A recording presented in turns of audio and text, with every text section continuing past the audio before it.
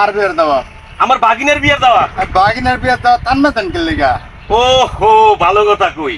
বাগিনের বিয়ের দাওয়াত কিনলে আমি দেই আলা কই। আপনারা তো দেখতাছেন ছোট থেকে আমার বাগিনারে বড় করছি, ঠিক আছে?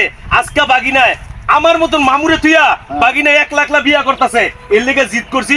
ওই 1000 মানুষের আয়োজন করছে না, আমি আরো 1000 মানুষ দাওয়াত দিয়া 2000 মানুষ ওর বাড়িতে পাঠামু, যাতে ওর খাউন শেষ হয়, মাইশারে জুতা দাবাই গায়।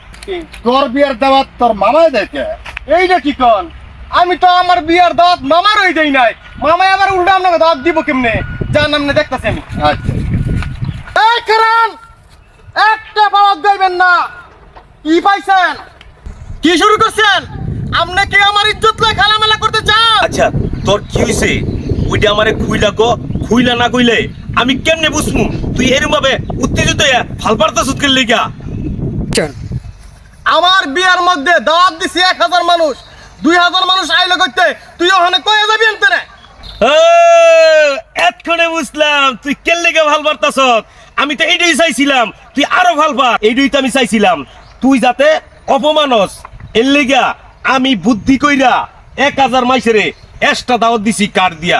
খরচ গেছে আমার গেছে 5000 টাকা, তোর যাতে অপমান হয়। তুই আমার বিয়ার দাওয়াত দেস নাই, আমি তোর মামা ছিলাম না, ছোটতে তোরে বড় করছি না, তুই কেন আমারে বিয়ার দাওয়াত দেস নাই ক তুই? এই কারণে তুই তোর বাগিনার এত বড় ক্ষতি করতে পারবি?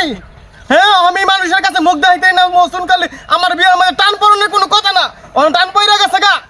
এই কাজটা জীবনে খেলা করস নাই তুই ফারুক, তুই বায়া করস নাই।